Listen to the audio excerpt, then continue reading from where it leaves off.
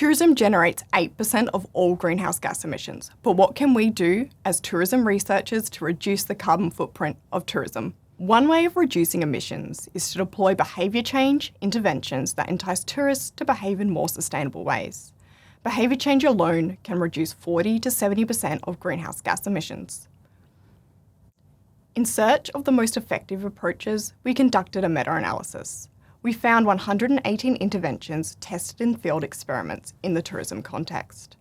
Most studies targeted environmental beliefs. For example, by hanging up a sign that informs people about the environmental impact of their behaviour.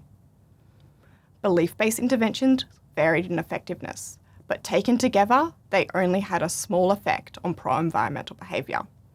The most effective approaches either change choice architecture, for example, by changing defaults, such as switching from daily room cleans to cleans upon request, or they increased enjoyment of the pro-environmental behaviour, such as through incentives or games. Imposing financial penalties for unsustainable behaviour and leveraging social norms, such as by informing guests what others typically do, had limited effects on behaviour. Future work should redirect attention from designing interventions that modified beliefs or social norms towards interventions that change choice architecture or increase the enjoyment of the desired behaviour.